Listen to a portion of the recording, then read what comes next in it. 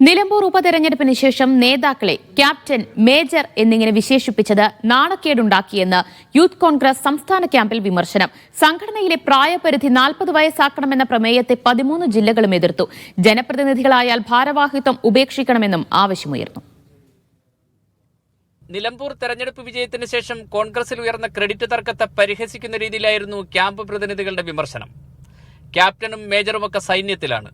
ജനത്തിന് അവമതിപ്പുണ്ടാക്കുന്ന ഇടപെടലുകൾ ഒഴിവാക്കണമെന്നും പ്രതിനിധികൾ ആവശ്യപ്പെട്ടു.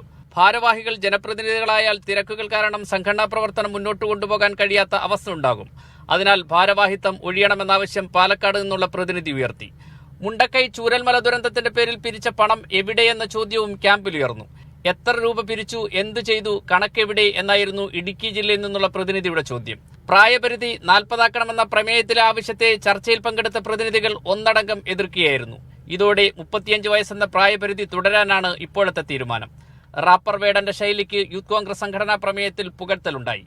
വേടൻ യുവാക്കളെ ആകർഷിക്കുന്നു, പുതുതലമുറയെ ആകർഷിക്കുന്ന ശൈലി വേണമെന്ന ആവശ്യമാണ് പ്രമേയത്തിൽ. യൂണിറ്റ് തല പ്രവർത്തനങ്ങൾ ശാക്തീകരിക്കാനും തദ്ദേശ തെരഞ്ഞെടുപ്പിൽ 50% സീറ്റ് ചെറുപ്പക്കാർക്ക് നൽകണമെന്ന ആവശ്യവും സത്യ സേവാ സംഘർഷ് എന്ന ക്യാമ്പിലെ ചർച്ചയിൽ ഉയർന്നു.